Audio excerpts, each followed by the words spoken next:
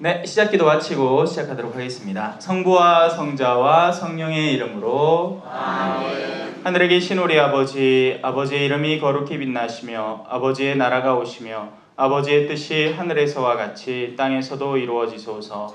오늘 저희에게 일용할 양식을 주시고 저희에게 잘못한 일을 저희가 용서하오니 저희의 죄를 용서하시고 저희를 유혹에 빠지지 않게 하시고 악에서 구하소서. 아멘. 성부와 성자와 성령의 이름으로 아멘. 찬미 예수님 반갑습니다. 한 주간 잘 보내셨지요? 네. 오늘 드디어 마지막 수업입니다. 자, 이제 마지막이니까 좀 막 나가보자. 노래 한 곡 불러드릴게요. 때로는 당신 생각에 잠 못 이룬 적도 있었지. 기울어가는 둥근 달을 보며 타는 가슴 난 몰래 달랬지. 사랑 사랑 누가 말했나. 바보들의 이야기라고. 사랑 사랑 그 누가 말했나. 향기로 뭐라? 꽃보다 진하다고. 자 여기까지 합시다. 자. 먼저 우리가 이제 이번 과에서 배울 주제는 앞서 수많은 과정들을 거쳤죠. 그리고 열심히 올라오기도 했습니다. 이제 마지막에 어디 가다 할까요? 하느님에게 가다 해야겠죠. 근데 그 하느님의 별명은 예수님의 이름은 사랑입니다 했기 때문에 하느님의 가다 하면 거기에는 늘 사랑이 기다리고 있습니다. 그리고 그 사랑이라는 것은 우리 인간적인 차원에서 어떻게 이해되느냐? 바로 이렇게 이해되는 거죠. 당신 생각에 잠 못 이루고 타는 가슴, 아름다움, 애절함, 그런 것들로 이해가 됩니다. 자, 여기에서 또 다른 노래가 하나 있는데, 매일같이 영화 속에서나 책 속에서나 드라마 속에서 사랑을 느껴. 요게 젊은 사람 버전입니다. 크게 다르지 않아요. 그러니까 사랑에 대한 찬사, 아름다움, 설레임, 기대감을 마구마구 드러내는 거죠. 언젠간 내게도 이런 일이 실제로 일어날까? 그게 언제쯤일까? 어떤 사람일까? I wanna know. 사탕처럼 달콤하다는데 I wanna know. 하늘을 나는 것 같다는데 I wanna know, no. What is love? 생쇼를 하지요. 여시가들이 막 공기를 막 흔들매. 그죠? 자, 이게 우리가 세상적인 차원에서 이해하는 사랑이라는 것입니다. 그리고 맞아요. 맞는데 틀리기도 해요. 지금까지 우리가 얼마나 많은 것들을 배워왔습니까? 그죠? 결국에는 사랑에 가닿기 위한 움직임입니다. 마지막 목적지, 종착지죠. 하지만 그 사랑이 진실한 것이라면, 그 사랑이 참되고 올바른 것이라면 그 순수하고 맑은 사랑에 가닿기 위한 사전 준비 작업이 필요한데, 우리가 그 사랑을 처음부터 확 끌어안을 수 있는 준비가 되어 있느냐 하면 그게 아니기 때문에 지금까지 수많은 작업들을 해온 것입니다. 뭔가를 떨어냈어야 하는 거죠. 그리고 그 떨어내는 작업들은 때로는 고통스럽기도 했던 겁니다. 왜? 나라는 현실을 직시해야 했으니까요. 당연히 사랑은 좋은 거죠. 하지만 그 참된 사랑은 우리를 진짜 참되게 이끌어주기 때문에 많은 만물들을 하나로 뭉치고 엮는 사랑입니다. 그래서 두 부부가 진짜 서로 사랑하게 만들어버려요. 그 참된 사랑은요. 그냥 둘이가 자식 때문에 산다 하고 핑계대도록 가만히 놔두질 않습니다. 자식 때문에 살지 당연히. 왜? 주변에 넘사 싫으니까. 쪽팔리니까. 안 싸우고 살긴 사는데 사랑하진 않아요. 하지만 우리의 사랑은 그 두 사람을 진짜 일치시켜버리려고 노력하는 겁니다. 그러려면 서로가 깨어져야 할 부분이 있는 거예요. 그리고 서로가 참되게 깨어지기 이전 단계로 우리가 묶인 것도 있습니다. 애시당초 사랑을 시작하지 못하게 만드는 것들, 바로 우리의 죄악들, 우리의 현실들, 우리의 탐욕들, 우리의 이기심들, 이런 것들이 잘리고 끊겨야 했어요. 그래서 제 수업을 첫 시간부터 들으면서 실천해온 분은 예수님 말씀처럼 반석 위에 짓는 지혜로운 자가 됩니다. 듣고 실행하려고 노력했기 때문이죠. 하지만 그냥 듣기만 하고 실행하지 않으면 또 이 가르침은 모래 위에 쌓은 누각처럼 사라져버리고 맙니다. 자, 이제 1고린토서 13장으로 들어가 봅시다. 그 제목은 사랑이고요. 굉장히 짧습니다. 13장에 13절까지 있습니다. 마치 무슨 짜놓은 것 같아요. 그죠? 13이라는 숫자는 예수님과 12제자들, 그죠? 그리고 또 어떤 경우에 서양에서는 재수없는 숫자로도 간주가 되죠. 왜? 예수님이 13번째 제자에 의해서 죽임을 당하셨다고 간주를 하니까요. 예. 그래서 13이라는 숫자, 그리고 금요일이 합쳐지면 하고 마스크 쓰고, 이거 허연 마스크에 구멍 붕붕 뚫리나 제이슨 나가고 13일에 금요일에 옛날에 막 죽이고 댕기잖아. 오세인 시리즈가 그만 끊기야 그렇지. 자, 사랑이라는 것은 그렇게 수많은 이들이 한 군데로 모여들 수 있는 최종적인 종착지입니다. 그래서 거기에 가면 반드시 좋을 수밖에 없어요. 앞서 제가 노래했던 사랑 사랑 누가 말했나 하는 그걸 부르는 가수가 간주하는 그 사랑의 아름다움이 모조리 거기 안에 다 담겨 있습니다. 하지만 우리의 인간성이 바로 그 사랑을 혼탁하게 만들고 엉뚱한 것으로 바꿔버리는 거죠. 자, 여러분이 오늘 이 자리에 온 것은요, 뭔가를 들으러 오셨어요. 왜냐하면 듣게 될 것을 사랑하기 때문입니다. 그러니까 이런 자리에 갈 일은 없잖아. 내가 딱 가자마자 그 앞에 있는 사람이 나를 딱 붙들고서는 요셉이 니 요따구로 했지, 앞으로 조심해라, 니 그따구로 살면 안 돼 하는 얘기를 1시간 동안 떠든다고 해보세요. 그러면 듣고 싶겠습니까? 안 듣고 싶을 거예요. 왜냐하면 내 마음에 안 들거든. 근데 우리가 어떤 것을 찾아온다는 것은 거기에 찾아갈 만한 무언가가 있다는 것이고, 바로 그것이 이끌림이라는 것입니다. 우리는 가장 기초적인 사랑의 이끌림을 지니고 있어요. 문제는 뭘까요? 이 이끌림은 결국 하나님께서 조성해 놓으신 것이고, 그래서 요한복음에 그렇게 나오잖아요. 말씀으로 만들어진 세상이라고 합니다. 하느님의 말씀, 하느님은 사랑이시고 그분의 말씀은 사랑의 말이고, 그 말씀이 만들어 놓는 세상도 사랑의 세상이에요. 그래서 우리 마음속에는 어떤 것이 사랑인지 어떤 것이 아닌지를 가장 기초적으로 분별하는 분별력이 존재를 합니다. 그리고 그걸 양심이라고 부르죠. 하지만 그 양심은 때로는 혼탁해지기도 하는 거예요. 뭐 때문에? 우리 인간의 죄악 때문에요. 사랑하지. 남편 사랑하지. 근데 언제 남편이 사랑스럽지 않습니까? 내가 핸드백을 더 사랑해버릴 때. 그죠? 제가 숱하게 비유를 들어드렸잖아요. 그죠? 핸드백에 대한 사랑이 존재하지 않을 때는 남편이 성실하고 책임감 있고 가정을 보살피는 사람, 우리 아이들을 사랑해주는 사람이었습니다.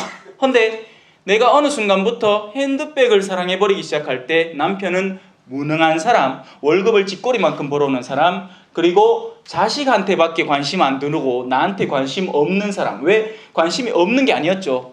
어떤 관심? 자신이 원하는 핸드백을 사주지 않는 관심 없는 사람으로 치부되어 버리는 겁니다. 감 잡으셨죠? 이게 우리 인간이 사랑을 엇나가게 만드는 요인들이 되는 겁니다. 그래서 그런 혼탁함과 그런 눈앞을 가리우는 것들에서 우리를 정화시켜야 하는데, 그럼 그 정화의 과정은 쉬울 것이냐? 당연히 쉽지 않겠죠. 왜냐하면 그걸 정화한다는 말은 곧 뭐냐? 내가 어딘가로 잘못 가고 있었음을 지적받아야 하는 것이고, 그 잘못 간 방향을 수정하기도 해야 하는 것이고, 또 나에게 익숙지 않은 새로운 방향을 새롭게 시도해야 하는 것이기 때문입니다. 우리는 곧잘 평온함에 안주하려고 듭니다. 그리고 그 평온함은 사랑이 없는 곳인 경우가 많습니다. 왜냐하면 사랑은 힘들어요, 여러분. 사랑은 힘들어요. 사랑은 나 아닌 타자를 끌어안아야 하기 때문이죠. 그래서 나는 곧잘 많은 경우에 나 자신 안에 안착하려고 듭니다. 그게 쉽고 편안한 삶이기 때문이죠. 근데 그러다 보면 거기 딱딱하게 굳어버려요. 유다인들은 율법을 사랑했습니다. 그리고 예수님은 새로운 율법을 들고 오셨죠. 자신이 살던 율법은 안락하고 아늑한 공간이었어요. 바리사이들에게는요. 하지만 자신들이 안락하게 여기는 그 율법이라는 공간 속에 신음하는 이들이 있었죠. 가난하고 소외된 백성들요. 그래서 그 사랑은 가짜였던 겁니다. 가짜. 그리고 예수님은 진짜 배기 사랑을 들고 오셨죠. 모든 이가 참되게 행복해질 수 있는. 하지만 거기에서 바로 두 가지 반응이 오는 겁니다. 소외된 이들은 예수님의 가르침에 맞습니다, 주님. 바로 그거죠. 그게 참된 사랑이죠. 역시 제가 생각하던 그 사랑이 맞네요. 당신이 가르치는 바가 맞습니다. 그렇습니다. 가난한 이들이 복음을 듣죠. 배고픈 이들이 음식을 먹을 때 진짜 행복한 것이죠. 라고 찬사를 던지는 한편 바리사이들은 저놈은 뭐 심하가요. 저 기대기 셰파라 해가 저 33살밖에 안 된 저놈이요. 우리를 가르치려고 들어. 내가 나가 지금 몇인데, 내가 박사학위를 갖고 있는데, 내가 무슨 대학 명예 교수인데 어디 지가 앞에 났어? 바로 이것이 꼬름하다 하면 이상하나? 이것이 못된 마음, 엇나간 마음, 교만한 마음이었던 거죠. 그래서 그 교만한 마음에는 사랑이 들어설 자리가 없었습니다. 왜냐하면 교만한 마음의 유일한 사랑은 자기 자신에 대한 찬사뿐이거든요. 교만한 사람이 자신이 인정하는 유일한 사랑은 자신에게 잘한다고 얘기해 주는 것밖에 없는 겁니다. 그리고 다른 모든 가르침을 배척하는 거죠. 자, 이런 사랑의 움직임이 얼마나 거기 가면 좋은데 거기까지 가는 데는 고통스럽겠죠, 당연히. 그래서 그 고통스러운 사랑으로 향해 다가가는 과정을 우리는 십자가로 간주하는 겁니다. 그리고 맞았고요. 예수님은 그래서 십자가를 지셔야만 했어요. 사랑을 완수하기 위해서.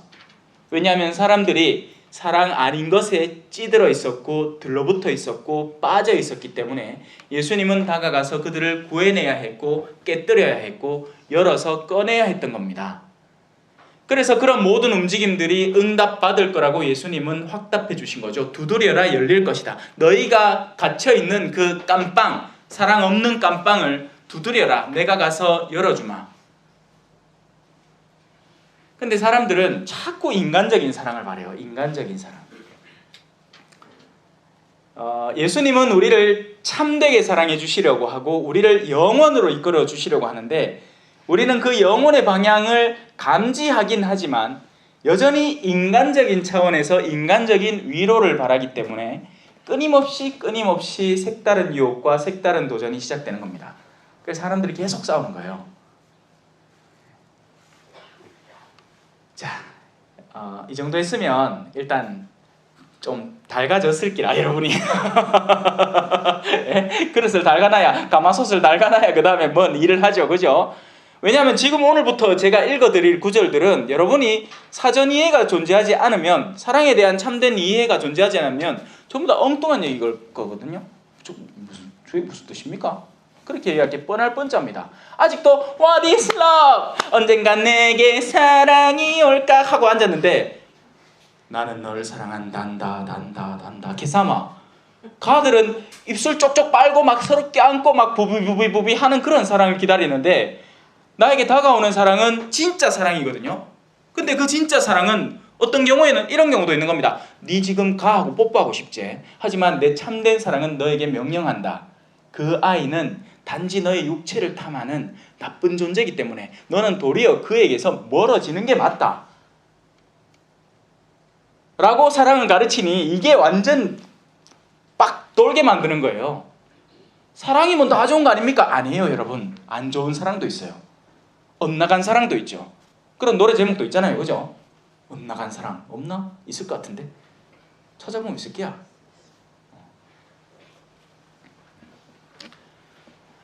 내가 천사의 말 한다 해도 내 안에 사랑 없으면 내가 참 지식과 뭐가 있어도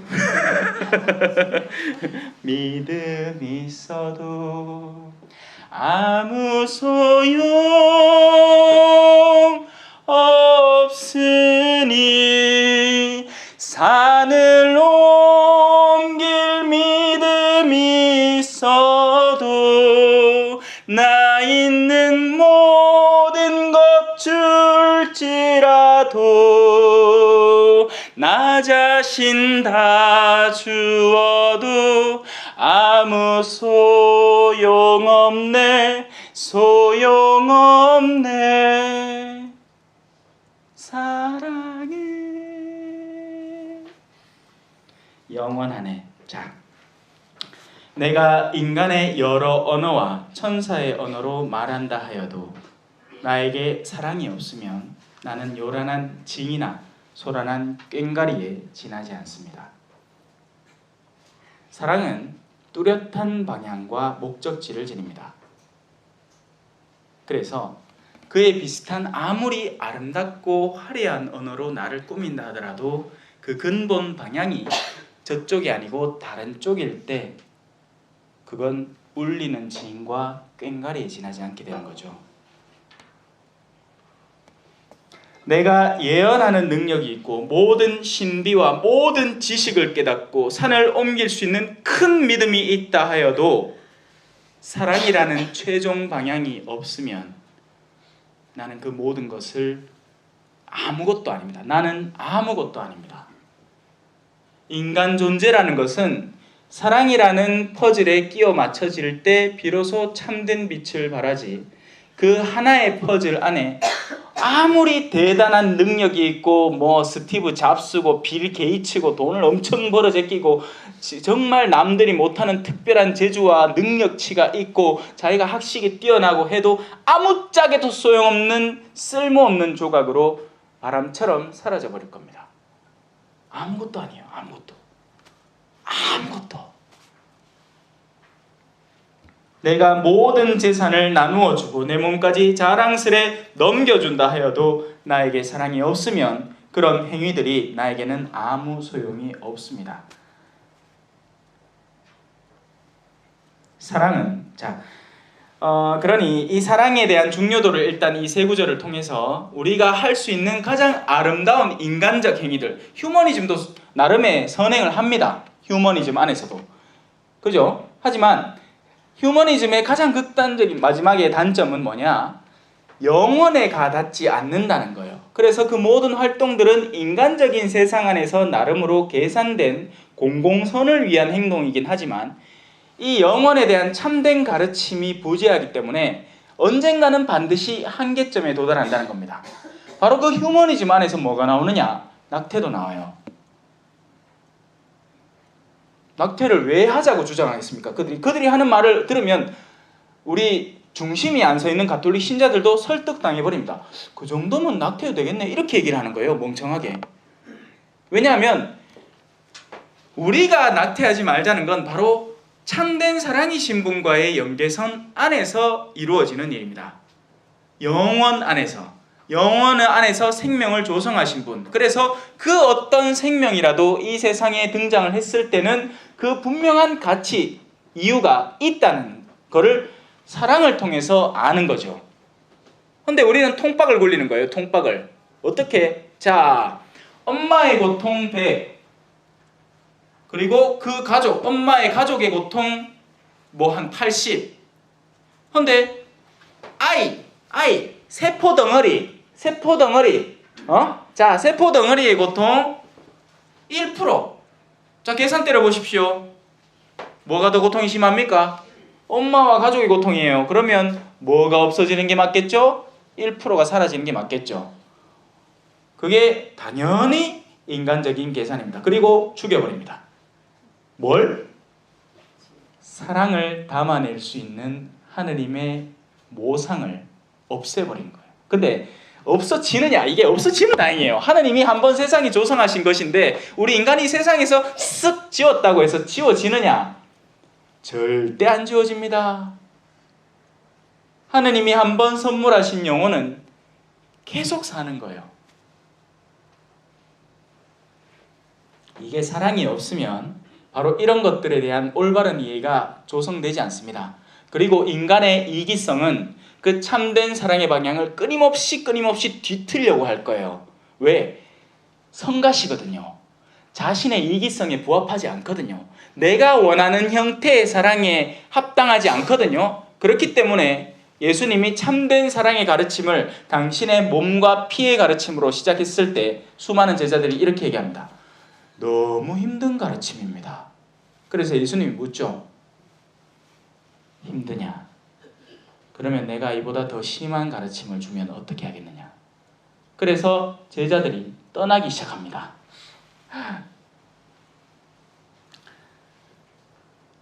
양들은 목자의 목소리를 알아듣는다. 그러나 너희들은 내 양이 아니었다. 자, 이제 사랑의 내적 가치들, 사랑이 한 사람 안에 형성될 때 어떤 열매들을 뿜어내는지 한번 살펴봅시다. 사랑은 참고 기다립니다. 자, 가장 먼저 언급되는 사랑의 내적 가치, 인내죠, 인내. 바로 이 인내라는 튼튼한 기반에서 나머지 새싹들이 다 자라나기 때문이에요. 참아야 돼. 참을라죠. 지금까지 참고 살아왔는데 또 참으라고. 참아야 돼요. 언제까지? 걱정 마세요. 곧 멈춥니다.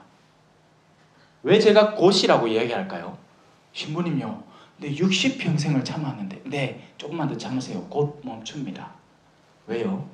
인간은 길어야 70년, 근력이 좋아서야 80년을 살기 때문이죠. 물론 요새는 과학기술이 발달해가 100살까지 잘 사시더라. 그거 하면 좀 뒤긴 뒤기라. 근데 그래봐야 한 세대입니다. 한 세대. 우리가 세대라는 건 100년을 잡잖아요. 그죠? 한 인간의 탄생과 죽음을 성경 안에서는 세대라고 표현을 해요. 우리는 세대를 거쳐가면서 살지 못해요. 우리는 손주가 정상적으로 태어나서 마지막에 죽음까지 보면서 살 수가 없습니다. 물론 100살까지 사시는 분들 손주가 60세 하고 죽어보면 볼 가능성은 있겠지. 그건 예외적인 경우를 얘기하는 거고, 우리는 세대를 건너뛰면서 살지 못합니다. 1800년대에 태어났던 사람들 중에 지금 남아있는 사람들 아무도 없고요. 1901년에 태어난 분들 중에도 이제 없어요. 세계 최장수 뭐가 뭐 해봐야 110년, 뭐 115년 뭐 그 정도 되니까 벌써 가고 없습니다. 참으셔야 돼요. 왜? 우리의 참음은 80년, 많게는 100년. 그런데 참아서 얻어내는 결과물은 영원에 가다하니까요. 아무리 긴 시간을 영원에 빗대어 보십시오. 일순간입니다. 왜냐하면 영혼은 끝이 없기 때문이에요. 여러분이 수학에 대해서 관심을 조금이라도 가져보셨으면 아시겠지만 이 영혼이라는 건 수학적으로 표현이 안 되는 겁니다. 그래서 우리가 이 동글베이를 쓰잖아. 동글베이. 팔자 높여놓은 거. 메비우스의 띠 아닙니까? 메비우스의 띠는 안쪽으로 돌아갔다가 바깥쪽으로 나왔다가 안쪽으로 돌아갔다가 계속 끊임없이 얘기하는 영혼이니까요. 그래서 우리 다른 종교 불교 같은 경우에는 이걸 어떻게 설명할까 해갖고 윤회를 꺼냈습니다. 안카고선 우리 인간 존재가 너무 허망해 보이는 거예요. 그리고 우리 가톨릭 신자들도 가끔씩은 내 전생에 뭐였는가 딱 하는 얘기 자주 합니다. 하지만 여러분 절대 그런 거 없습니다. 인생 원샷 원킬입니다. 절대로 엉뚱한 생각하지 마세요. 윤회설의 극단적인 단점은 바로 그건 거죠. 이 생은 망쳤어. 다음 생에. 근데 다음 생이 없는 거예요. 이 생을 적극적으로 성실하게 실천해 나가야 되는 겁니다.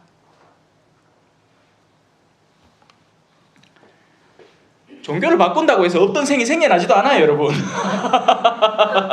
그리고 우리가 가진 우리의 교리와 우리의 신앙적 전통은요, 바로 하느님의 계시를 통해서 이루어진 거지 우리가 조성해낸 게 아닙니다. 우리가 막 짜놓은 게 아니에요. 야야 우리 중에 뭐가 어떻게 삶아 더 편하고 더 좋겠노? 야 그러면 윤회 없는 것보다 윤회 있는 게 낫겠다. 윤회 있는 걸로 치자 하고 사도회의가 막 공의해갖고 오늘부터 윤회 있음 점 이렇게 찍는 게 절대 아닙니다. 하느님께서 계시하신 것을 우리가 성령의 감도를 영감을 받아서 그 가운데 무엇을 공적으로 선포할까를 모아놓은 것이고 그리고 그 모아놓은 것에는 인생은 원샷 원킬이라는 겁니다. 사랑은 참고 기다려줍니다. 그리고 그 사랑은 친절합니다. 아무리 그 좋은 칼이라도 그 베는 기술이 필요하겠죠. 아무리 내가 의사고 메스를 가장 최근에 금방 만들어내고 날이 가장 선 메스를 하더라도 내가 손을 덜덜덜덜 떨면서 수술을 하면 콩팥만 잘라내면 될 거를 막 간도 잘라보고 심장도 끊어보고 막 동맥도 끊어보고 난리 북새통이라 그죠? 그러니까 그 사랑은 친절해야 됩니다. 여러분은 친절하셔야 돼요. 여러분은 다른 분에게 친절해야 됩니다. 매서우면 안 돼요. 사랑은 시기하지 않습니다. 자, 이거 진짜 중요한 내용인데요.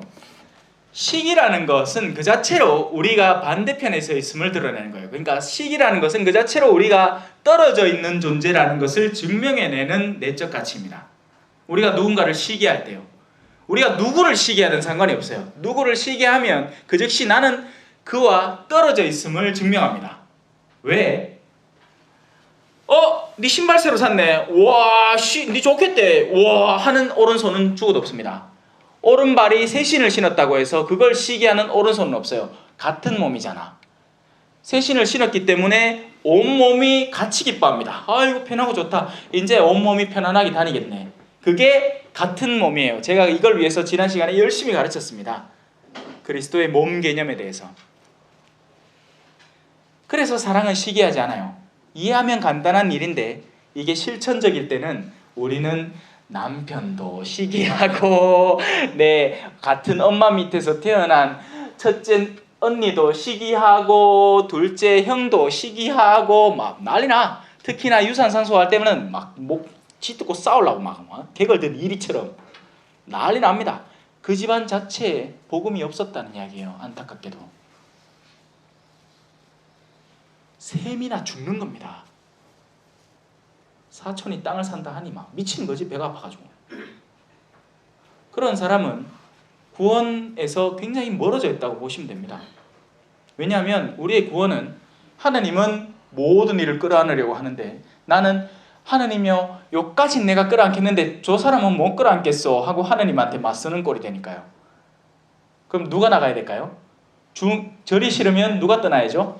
중이 떠나야 됩니다. 그죠? 우리 옛날 속담에는 참 좋은 속담들이 많네. 한마디만 하면 다 이해가 돼. 그죠? 중이 절이 싫다고 절로 가. 우리가 무슨 산을 옮기는 믿음이 있는 것도 아니고 그죠? 그렇게는 안 되잖아요. 중이 지가 떠나야지. 하나님이 마련하신 나라가 싫다면 지가 떠나야죠. 사랑은 그래서 시기하지 않습니다. 사랑은 뽐내지도 않습니다. 뽐낼 이유가 전혀 없기 때문입니다. 눈이 언제 지가 뽐내는 거 봤습니까? 나는 눈꺼풀에서 예쁘게 보호되고 언제나 딴 것들을 명료하게 보려고 노력하고 내가 몸 가운데 무슨 일이 생기면 제일 먼저 그걸 알아채고 눈을 감고 다른 지체들이 나를 보호하지롱. 그러니까 내 말들을 봐라 하는 눈이 어디 있습니까? 그래서 눈은 뽐내지 않습니다. 자신이 그냥 하는 일을 성실히 수행하고 마침내 어떻게 얘기하느냐?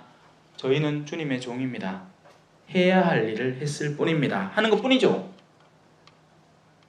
그게 지극히 정상적인 반응이에요. 하지만 우리 세상을 한번 돌아보십시오. 얼마나 뽐을 냅니까? 심지어는 지가 아닌 걸로도 뽐을 낸다. 뭐 뽐내는데? 새로 백 하나 샀다고, 새로 휴대폰 하나 샀다고, 새로 차 하나 마련했다고 다 지끼래. 아이고 엔가이 지키겠다. 죽을 때 들고 하나 한번 보자. 한 개도 못 들고 갈걸. 근데 지금까지 들고 간 사람 한 사람 못 봤습니다. 죽으면서 안녕 얘들아 난 이제 영원의 나라로 가. 근데 요 휴대폰은 내가 들고 갈게. 이렇게 한 사람 아무도 못 봤습니다. 들고 갈 수가 없거든요. 다 놔두고 가요. 근데 왜 자기 거라고 주장하는 겁니까? 아니에요. 자신에게 들러붙은 건 자기 게 아닙니다. 그럼 뭐가 자기 걸까요? 여러분, 세상에 아무리 현명한 지혜라도요, 시간이 지나면 잊혀집니다. 세상에 아무리 중요한 공훈이라도, 자, 로마 시대 때 얼마나 많은 장수들, 백인대장들, 천인대장들이 전쟁에 나가서 업적을 쌓았겠습니까? 누가 기억해 줍니까? 누가 기억해 줘요? 그냥 고고학자들이 발굴하다가 라틴어로 된 거 시기 읽다가 여기 마지노 요셉이라는 장군이 2018년도에 대구 가톨릭 평화방송 간자를 했네. 아, 대단하다. 뭐 대단할 건 없지. 그럴 거에 발굴이나 할까? 지금의 시대는 지금의 시대일 뿐이에요. 지금의 시대는 또 지금의 시대대로 저마다의 위대한 사람들을 기억하죠. 근데 또 그 사람도 한 2000년 지나고 나면 아무도 기억 안 해. 다 그런 거예요. 돌고 도는 거죠. 다시 돌고 그 자리를 누군가 깨차고 또 돌고 또 새로운 사람이 올라오고 돌고, 암만 지 얼굴이 이쁘다고 자랑해봐야, 암만 지가 가진 학식이 뛰어나다고, 내가 아는 정보 수준이 넓다고 자랑해봐야 아무짝에도 소용없는 겁니다. 뽐낼 이유가 없다는 얘기예요. 뽐내지 마시라고요. 뽐낸다는 것 자체가 멍청한 일이라는 겁니다. 여러분이 가진 온갖 재능을, 온 마음과 정신과 영혼과 힘을 다 쏟아서 하느님을 사랑하는 데 쓰십시오. 그리고 여러분 이웃을 제 몸처럼 사랑하는 데 쓰십시오. 나에게는 그리스도의 십자가 말고는 자랑할 것이라고는 아무것도 없습니다. 나에게 십자가가 있다면 그게 내 자랑이겠습니다. 왜? 그 십자가의 능력만큼, 그 십자가가 나를 훈련시키는 만큼 내 사랑이 나중엔 커질 테니까요. 그게 자랑이 되겠죠. 하지만 그것 말고는 우리가 자랑할 수 있는 게 아무것도 없어요, 여러분. 그래서 당연한 결과로 교만하지 않은 거예요. 이 교만한 사람들은요, 만나면요, 숨이 턱턱 막힙니다. 그리고 그 교만을 쉽게 드러내지도 않아요. 은근히 드러내지.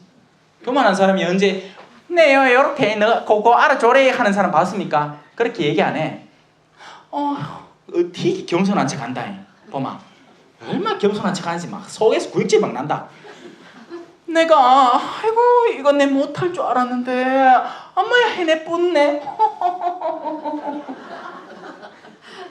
뭐 그런 식으로 해. 교만함을 잔뜩 표현하고 싶은데 교만함 자체는 사람들에게 거부를 당하니까 겸손을 가장한 교만을 드러내고, 바로 그것을 바리사이들의 누룩과 위선이라고 부르는 거죠.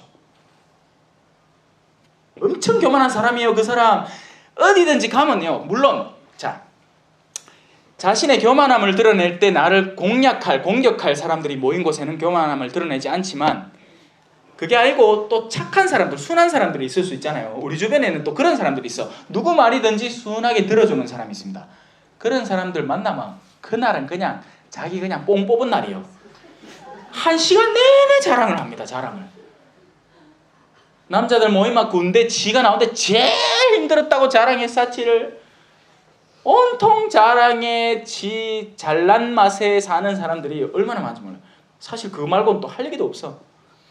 가슴이 공허하거든요. 자신이 겪고 있는 일이 어떤 것인지, 내가 어떤 내면의 상태가 있고, 그런 것 가운데 하느님을 추구하는데 어떤 면이 힘든지, 그런 것에 대해서는 할 얘기가 별로 없어요. 솔직히 그런 걸 생각해 본 적도 없고, 그저 내가 이런 말 하면 저 사람이 나를 또 색다르게 봐주겠구나 하는 그런 궁리만 잔뜩 하면서, 그런 재료들만 잔뜩 안에 집어넣어 놨으니까 입만 열면 그 얘기만 나오는 거죠.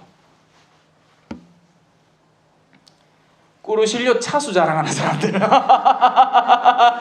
에미 차수 자랑하는 사람들. 제가 에미 갔다 왔다 하니까, 신부님 그 에미 체험은 어땠습니까? 아이고 어떤 만남을 이루셨나요? 이런 건 하나도 안 궁금해. 당장 묻는 게, 신부님 몇 차인겨? 와, 지는 좀 일찍 갔다 왔거든. 신부님 몇 차라 하면, 아이고 나는 고차수 한 5차수 앞서는데 그러면 내 후배네. 선비 하이소. 다 줄게. 자, 다 줄게요. 내 남은 모든 차수를 다 가져가 있어. 당신 선배다. 어이구 잘났다. 선배만큼 더 열정적으로 일하십시오. 레지오 차수가 1000회가 넘은 만큼 그 레지오의 본질을 올바로 깨닫고 그 레지오의 본질대로 살아가는 실천적인 신심활동에 가담하십시오. 잘난 척하지 말고요. 뭐가 그리 잘난 거라고 그게. 사랑은 무례하지 않습니다. 사랑은 그래서 이 사회적인 문화의 통념과 이런 것들에 크게 엇나지 않습니다. 물론 아예 그런 거에 완전히 철저하게 물들어 살 수는 없어요. 왜냐하면 예수님도 안식일날 손 씻었습니까? 안 씻었습니까? 안 씻었어요. 또 제자들이 미리 삭을 따먹는 걸 따먹지 말라 했습니까? 따먹게 두셨습니까? 때로는 사랑은 어떤 종류의 그런 예절에 대해서는 더 큰 사랑을 위해서 그런 것들에 대한 어떤 관용을 보여줄 수 있습니다. 하지만 기본적으로 사랑은 통념을 준수합니다. 그리고 진짜 사랑이 많은 사제는 어르신들을 존중해요. 그게 참된 사랑의 모습이에요. 안 하고 왜 보자 되자마자 할매 웬일이고 그렇게 삼아.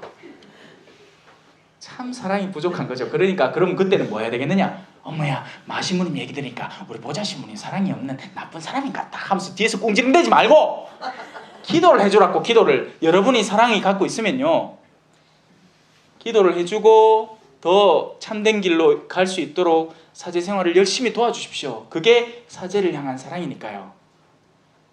그래서 이 사랑이라는 게 굉장히 미묘하고 금방 뒤틀릴 수 있는 거라는 걸 아시겠죠? 그래서 이 문은 좁고 그 길도 좁고 험해서 그리로 가려는 사람이 적은 겁니다. 왜냐하면 딴 문이 넓고 문이 아주 커. 누군가를 같이 욕하는 것, 그 문 넓지요. 돈 욕심 내는 문, 다 돈 욕심 내는 게 광고에서 부자 되세요 하이 그 소리는 잘 듣고 교회에서 여러분은 가난한 이를 위해서 자선을 베푸세요 하는 그 소리는 귀를 딱 닫아본다. 그러니 그 문은 한참 넓은 거예요. 나를 기쁘게 달려갈 수 있도록 만드니까. 하지만 그 끝에 있는 목적지는 분명합니다.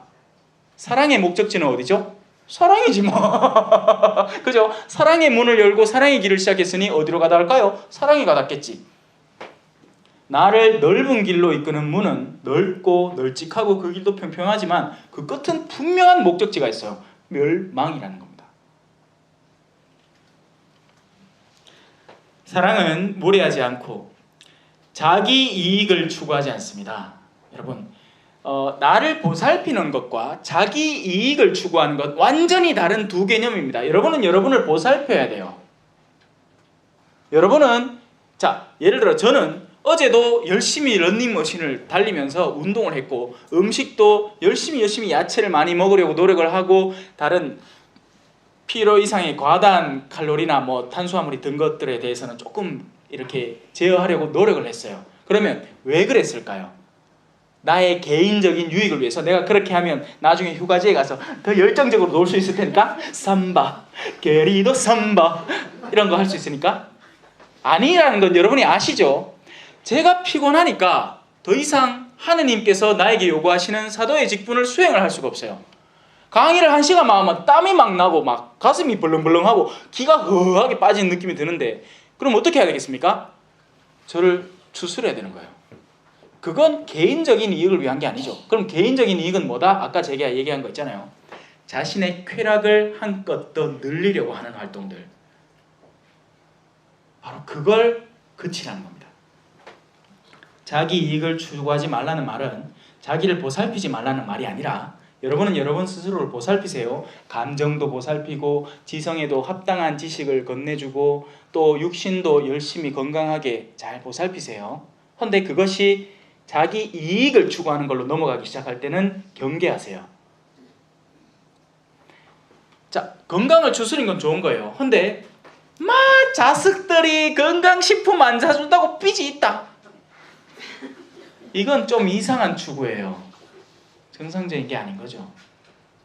그래서 우리 생각은요, 우리 생각이 합리적이라고 생각을 할 겁니다.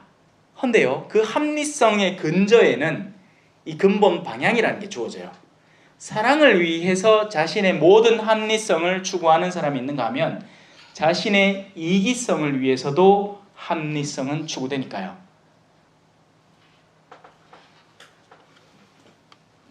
사랑은 성내지 않습니다. 사랑은 급격하게 자신의 감정을 폭발시킬 이유가 없어요. 자, 예수님도 분노를 느끼셨습니다. 이건 제가 한 말이 아니라 성경에 나오는 얘기예요. 손 오그라든 사람을 앞에 두고 예수님 물었어요. 안식일 날 좋은 일을 하는 게 맞겠습니까? 나쁜 일을 하는 게 맞겠습니까? 했을 때 예수님을 꼬롬하게 보던 사람들이 입을 꾹 다물어 버렸습니다. 그리고 예수님은 그들을 보면서 의로운 분노, 분노의 눈길로 그들을 바라보시죠. 하지만 예수님은 당신이 느끼는 감정적인 동요를 격정으로 표현하진 않았습니다. 도리어 그들을 불쌍하고 가련히 여기시죠. 성내지 마십시오. 성내서 하는 모든 활동에 브레이크를 거십시오. 여러분이 감정적으로 동요되어서 하는 활동치고 제대로 결말이 나는 경우가 하나도 없습니다, 여러분. 왜냐하면 감정이라는 것은 증폭되는 것과 똑같은 거예요. 증폭. 왜 라디오 신호가 들어왔을 때 우리 라디오 수신기가 하는 건 바로 그 안에 있는 트랜지스터, 옛날로 치면 진공관이 그렇게 미미한 신호를 증폭시켜주는 역할을 해요. 감정은 증폭기입니다. 그러니 그 증폭기는 긍정적일 때 증폭시키세요. 무슨 말이냐? 성령 대회 이런 거 할 때 성령께서 내 맘에 오시면 나는 다윗처럼 찬미하리라. 춤도 추고 예! 하세요. 하고 싶은 건 마음대로 하세요. 거기에서는 죄될 게 없으니까요. 성령께서 내 안에 오셔서 다윗이 옷을 벗고 깨춤을 추는데 그걸 부끄러워하는 사람이 이상한 거죠. 그땐 증폭시키세요. 우리 한국 사람은 또 얼마나 점잖은 재밌어도 그죠? 슬퍼도 막 천장 쳐다보면서 막 눈물 말리려고 쇼를 한다는 거예요. 감정은 표현하세요. 근데 화가 나는 감정은 추스릴 줄 알아야 된다. 왜? 화라는 것은 기본적으로 정말 내가 의로워서 날 화일 가능성도 있어요. 그 가능성을 배제하지 맙시다. 하지만 대부분의 경우에는 서로의 이해관계가 부딪혀서 화를 냅니다. 그래서 상대가 화를 불러일으키는 건 잘못한 일일 수 있어요. 맞아요. 근데 남편이 술을 먹고 늦게 들어왔어. 자식이 뭘 깨부수든지 아니면 밖에 나가 쓸데없는 짓거리를 하고 들어왔어. 성당을 안 가. 근데 그걸 바라보는 내가 화를 낸다면 나의 화 속에는 나의 인간적인 약점과 나약함과 모자람이 들어있을 가능성이 속이 꽉 찬 남자 99.9%입니다. 내 안에 있는 어긋남이 내 화를 불러일으킬 가능성이 거의 100%에 가깝기 때문에 그 성은 일단 참고 보는 게 맞다는 이야기예요. 여러분, 다투지 말라는 건 아니에요. 무슨 말이냐? 여러분, 다툼이라는 건 어떤 거죠? 그러니까 분쟁과 싸우고 설득과 하는 다툼 말고 서로의 의견을 조율하는 건 반드시 하셔야 됩니다. 오히려 그걸 피할 때 더 위험해요. 왜냐하면 왜 우리 자매님 중에 그런 사람이 있어. 내가 착하게 참지. 그게 참은 게 아니에요. 도망쳐버린 거죠. 남편하고 속 시원하게 내가 솔직하게 생각하는 바를 감정적 동요 없이 이야기를 나눌 자신이 없으니까 쉬운 방법을 선택해서 내가 참지 하는데 참은 게 아니야. 용수철을 눌려놓은 거지. 이게 나중에 언젠가는 또영영 하고 튀어나오는데 그 대상은 절대 남편이 아닐 겁니다. 그럼 누굴까요? 자기 친정 엄마, 지 자식, 아니면 자기 자신. 자기 자신에게 쏟아지는 자신의 분노는 자해라는 형태로 드러납니다. 딴 사람을 해칠 능력이 없으니까 자신을 해치는 거죠. 그렇게 하면 또 딴 사람이 관심 가져주니까. 참 재밌는 세상이에요. 이 정신질환이라는 것도 맞죠? 영적인 면의 문제인 겁니다. 자, 성을 내지 않고 또 앙심, 어떤 누군가에 대해서 느낀 마음을 간직하지도 않습니다. 왜냐하면 사랑은 우리를 언제나 이해시켜 주거든요. 사랑은 상대의 부족함을 바라보게 해줍니다. 상대의 부족함을 못 보기 때문에 저 사람은 완벽해야 되는데 저 행동은 틀렸는데 그 틀린 행동을 한 것에 대해서 내가 지금 분노하고 증오심과 원한을 품는 것은 정당한 일이야 라고 스스로를 설득해버리는 거죠. 아닙니다. 여러분, 참된 사랑은요, 그러니까 내 지체를 내가 이해하는 거하고 똑같아지는 거예요. 어느 순간 눈밑이 덜덜 떨리는 경험 하신 적 있죠? 마그네슘 부족 때문에. 내 몸인데 내 마음대로 안 돼. 눈이 덜덜덜 떨려. 그러면 그 즉시 왼손 들고 눈을 착삭 때리면서 가만히 안 있나 할 겁니까? 아니죠. 야가 뭔 이유가 있겠지. 그죠? 내가 내가 네 눈 끝을 떨라고 명령하지는 않았지만 지금 덜덜덜 떨리는 건 분명히 무슨 이유가 있을 거야. 아직 내가 그걸 이해하지 못했을 뿐이고 내가 명령한 건 아닌데 떨리니까 분명히 지 안에 사정이 있겠지 라는 걸 이해하게 되는 거죠. 그게 사랑의 품어안음입니다. 그러니 앙심을 품을 이유가 없습니다. 그렇겠죠? 자, 오늘 열심히 배운다고 해서 나중에 다 기억하게 된다고 착각하지 마세요. 그냥 듣는 것 중에 내 마음을 조금 찌르는 게 있으면 그거라도 바꾸려고 노력하십시오. 그러면 여러분이 한 계단 올라가는 겁니다. 그걸로 충분해요. 막 한꺼번에 막 다 지고 막 다 끌어안고 열심히 적고 계신데 그거 다 적는다고 해도 다 이루어지는 거 아니라는 거 분명히 아시죠? 하나만 건지세요. 하나만. 매 강론 때 하나만 건지고 그걸 실행하시는 것만 해도 충분합니다. 자, 진도 나갑시다. 사랑은 불의에 기뻐하지 않습니다. 사랑은 절대 부당한 의로움, 그러니까 의로움에 저해되는 어떤 것에 기뻐하지 않습니다. 그런데 얼마 전에 복음에 이런 일이 나옵니다. 그 베드로 사도와 바오로 사도의 그 축일 복음, 그게 오늘인가? 오늘이다, 그죠? 오늘 일독서 읽어보면 뭐가 나오냐면 그놈의 헤로데라는 임금놈이 누굴 데리고 오냐면 야고보를 딱 데리고 와. 그럼 뭐 하는데 모가지를 땡강 잘라봅니다. 죽이고요. 그러니까 유다인들이 까르르 좋아하는 거야. 그러니까 헤로데 임금이 그걸 보고는 자기도 더 좋아가지고 또 베드로를 잡아서 감방 안에 집어넣습니다. 그 이야기가 오늘 일독서에 나와요. 불의에 웃는 사람들인 거죠. 자, 근데 여러분 주변에서 펼쳐지는 일 가운데 분명히 불의함이 있습니다. 근데 그 불의함이 나한테는 이득일 때는 우리는 그 불의함에 웃게 돼요. Not in my backyard라는 거 들어보셨죠? 님비 현상. Not in my backyard. 내 뒷뜰에는 안 돼. 근데 마을의 공공선을 위해서 공적으로 선정한 장소가 그 자리인데 나는 안 된다는 거예요. 그래서 미친 듯이 그걸 해서 결국 쫓아냅니다. 그러고 나면 마을 주민 전체가 고통받게 될 터인데 그런데 내가 그 일을 수행해냈기 때문에 나는 웃을 수 있게 되는 거죠. 불의에 웃는 사람이 되는 겁니다. 그리고 여러분들, 그러니까 우리들 안에서도 어떤 종류의 행위는 불의함일 수 있어요. 의로움에 어긋나는 행위일 수 있습니다. 하지만 내가 좋아하는 행위이기 때문에 그걸 추구하고 얻고는 좋아하는 거죠. 하지만 사랑은 절대 그런 일을 하지 않습니다. 오히려 그런 일들에서 자신을 끊임없이 정화시키죠. 거리를 두게 만들죠. 이 지금 추상적인 얘기를 하니까 그런데 뭐 아까 전에 비유한 간단한 얘기로 백을 지금 형편에도 안 맞는 백을 사는 건 의로움입니까? 불의함입니까? 대답을 못 하십니까? 불의함이죠. 내 형편에도 안 맞는 백을 사는 건 부당함이고 불의함입니다. 그런데 그 자매는 지가 간절히 원하던 백이었기 때문에 그걸 결국 사고 나서는 미소 짓는 거죠. 그런 지극히 일상적인 차원에서 이루어질 수 있는 일을 하는 거예요. 무슨 뭐 원자력 발전소 뭐 이런 거 떠올리지 말고 우리 지극히 일상적인 차원에서 불의에 기뻐하지 말라는 이야기예요. 자, 그리고 진실을 두고 함께 기뻐합니다. 진실. 여기서 말하는 진실은 사실관계가 아니라 진리를 말합니다. 진리.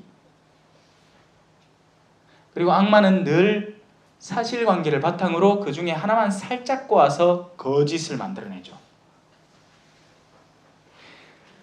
자, 변호사가 자신의 의뢰인을 변호합니다. 그런데 어느 순간부터 그 변호사가 자신의 의뢰인이 잘못을 했다는 것을 알게 된 거예요. 하지만 재판관과 검사는 자기가 아는 그 결정적인 단서에 대해서는 몰라. 그런데 자기는 이 의뢰인을 통해서 돈을 벌게 됩니다. 그러면 끊임없이 사실을 이야기하겠죠. 변호사는. 다만 진리만, 그러니까 진실, 그 하나의 진실만 입 다물고 있으면 끝까지 변호해낼 수 있고 승소해버리는 겁니다. 아주 못된 짓을 하는 거죠. 그러니 그런 자리에서 일하시는 분들일수록 정말 양심적이 되기가 쉽지 않은 게 당연한 현실이에요. 근데 우리는 아이들을 사지로 몰아넣고 있지. 니는 꼭 검사되라. 니는 꼭 사법고시 패스해라. 그런 자리들이 어떤 자리, 무슨 일이 벌어지는지도 모르는 채. 사랑은 모든 것을 덮어주고 모든 것을 믿으며 모든 것을 바라고 모든 것을 견뎌냅니다. 자, 여기서 모든 것을 덮어준다고 해서 앞서 얘기한 것 그게 우선이에요. 불의에 기뻐하진 않아요. 하지만 덮어주는 것은 다른 차원의 이야기입니다. 그러니까 불의 자체를 불의가 아니다, 괜찮다 하고 덮는 건 사랑이 아니에요. 다만 그들이 기회를 잡을 수 있도록 참아 견뎌주는 것을 통칭해서 여기 다 안에 안에 다 표현된 겁니다. 2줄 안에 13장 7절 안에 덮고 믿고 바라고 견뎌낸다는 것은 그에게 기회를 주려는 시도입니다. 사람은 기회가 필요해요. 기회. 지가 잘못한 걸 알아. 그런데 잘못한 데서 돌아올 수 있는 기회가 필요합니다. 잘못했다고 그 즉시 즉결 심판을 받으면 이 세상에 살아남을 자가 아무도 없습니다. 우리는 기회들이 필요하고 하나님은 끊임없이 우리에게 그 기회를 주시는 분이세요. 그러니 하나님의 사랑은 얼마나 모든 것을 덮어주고 믿고 바라고 견뎌내고 계신 겁니까? 그런데 우리는 우리에게 잘못한 이에게는 그걸 못하겠다고 나서는 거예요. 하나님은 나를 그렇게 보듬어 주시지만 니는 네 잘못한 거는 지금 당장 고쳐야 된다고 막 뭐라게 사는 거죠. 이게 참, 그러니까 그 불의한 종 떠오르죠. 주인한테는 10,000달란트를 탕감받아 놓고는 지한테 꼴랑 100데나리온 빚진 종한테 가고는 멱살 잡고 갚으라고 생쇼를 하는 겁니다. 사랑은 언제까지나 쓰러지지 않습니다. 왜냐하면 사랑은 영원하신 분의 존재적인 특질이기 때문이죠. 영원히 쓰러지지 않는 동안은 사랑도 쓰러지지 않습니다. 그렇기 때문에 사랑이 이겨요. 불의가 세상을 덮쳐도 불신이 만연해도 우리는 주님만을 믿고서 살렵니다. 왜냐하면 그 주님이 벌써 이겼고 그 주님은 영원하시고 그 주님의 특징은 사랑이니까 우리가 그 사랑에 몸담고 주님을 신뢰하고 그분께 나아가는 동안 이 세상이 우리를 무너지게 만들지라도 이 세상이 우리를 굴복하게 넘어지게 쓰러지게 폭풍과 몰아치게 하더라도 우리는 결국 승리하게 될 테니까요. 그래서 사랑은 세상에서는 굉장히 유약해 보입니다. 힘이 없어 보이죠. 사랑하자고 부르짖는 사람만큼 초라한 사람이 없어요. 다른 사람들은 어떻게 얘기하는데? 성공하세요. 여러분의 능력을 개발하세요. 그리고 다른 사람들 위에 올라서세요. 그리고 다른 사람들을 그렇게 얘기는 안 하지만 철저하게 이용하세요. 다른 사람들의 심리적 특성을 파악을 해서 그 사람이 이렇게 행동할 때는 이렇게 처신하고 저렇게 행동할 때는 저렇게 처신해서 결국 당신의 사람으로 만들고 결국 당신의 뜻을 이룰 때 그 사람들이 자신에게 도움이 되게 만들어버리세요. 하는 곧단 이야기를 하는 가운데 순진한 애가 그래도 사랑해야 됩니다 하는 사람은 익! 하고 밟혀버린 사람이 되는 거죠. 하지만 결국 이기는 건 그 발표했던 사람이 부활할 때가 될 겁니다. 예언도 없어지고 신령한 언어도 그치고 지식도 없어집니다. 제가 앞서 이야기했죠. 이것은 제가 2절에서 예언하는 능력이 있고 신비한 모든 지식을 깨닫고 산을 옮기는 큰 믿음이 있다 하더라도 사랑이 없으면 아무것도 아닌 것처럼 예언과 신령한 언어와 지식이라는 이 모든 것들은 결국 없어지고 마는 것들입니다. 그리고 우리에게 남는 유일한 것은 바로 사랑이죠. 우리는 부분적으로 알고 부분적으로 예언합니다. 그러나 온전한 곳이 오면 부분적인 것은 없어지게 됩니다.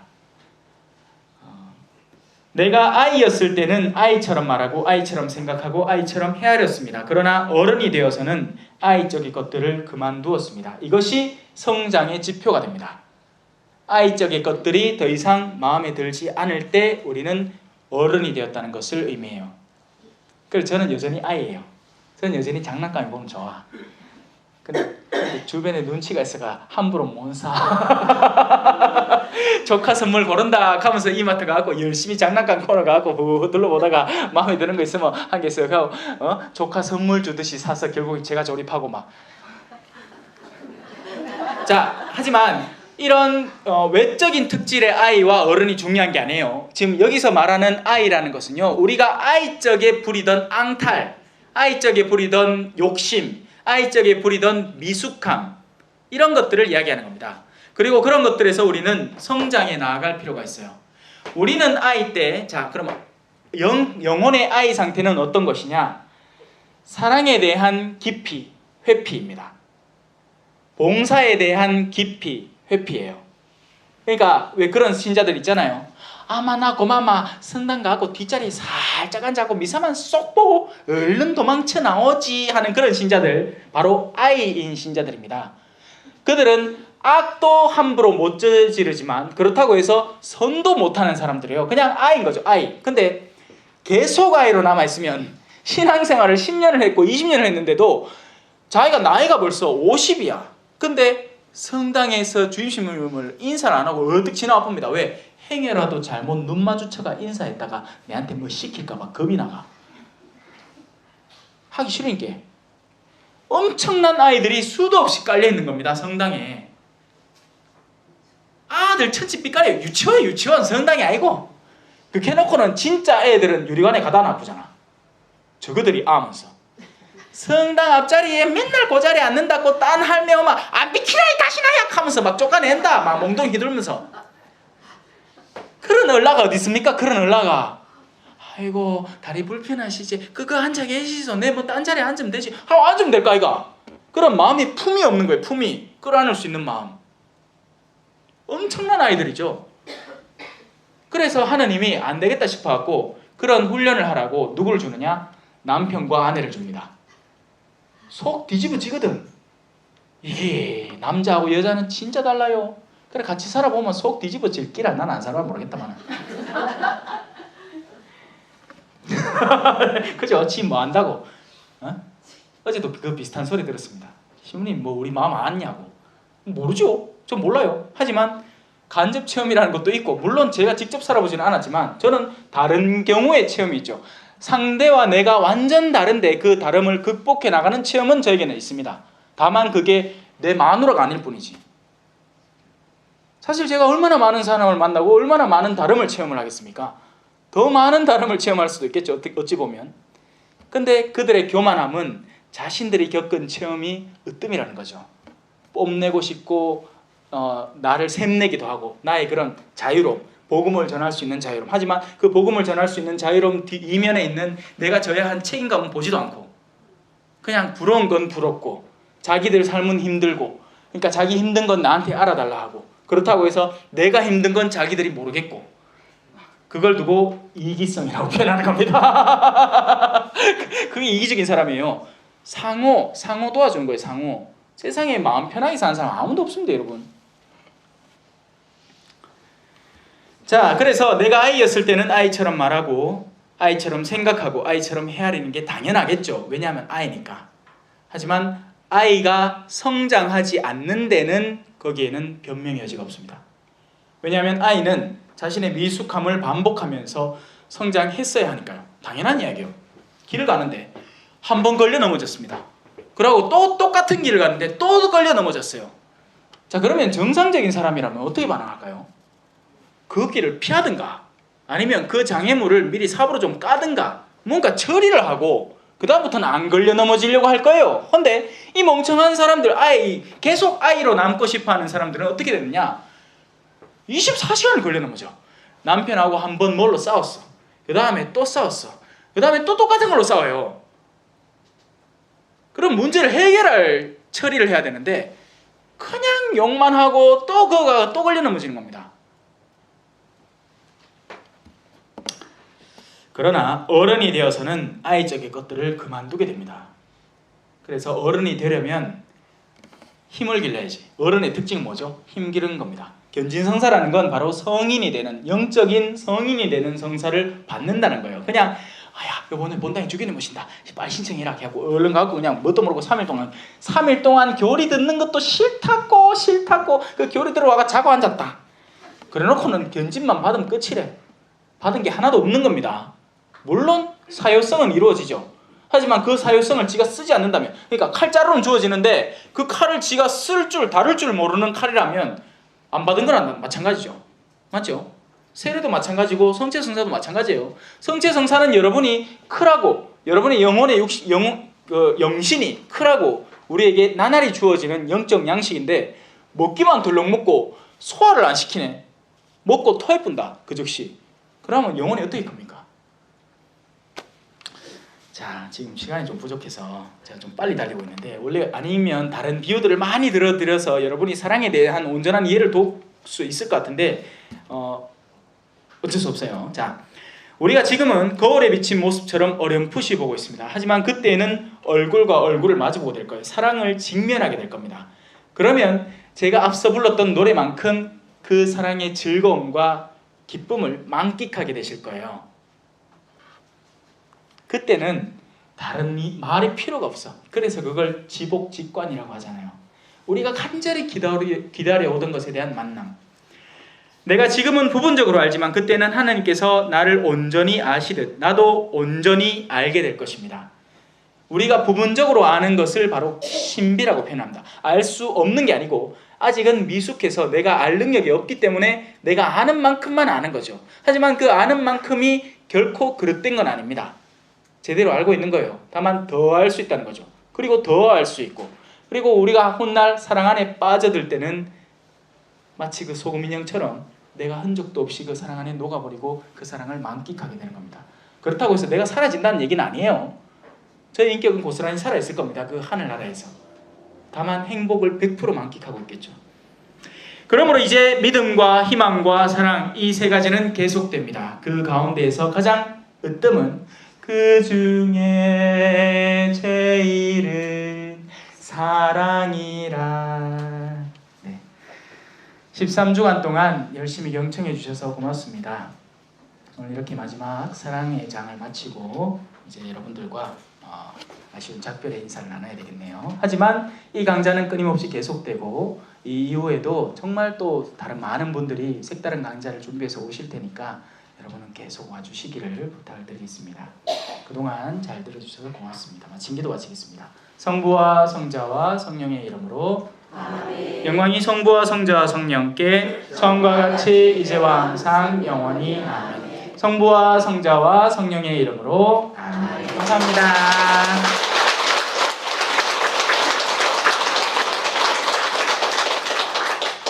오늘 이제 서품 축일입니다. 고맙습니다.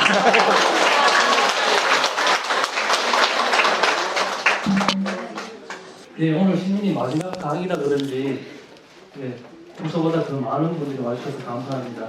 예, 오늘까지 3개월간 긴 시간 동안 좋은 강의 해주시고 고생하신 마지막 6 신부님께 다시 한번 큰 박수 부탁드립니다.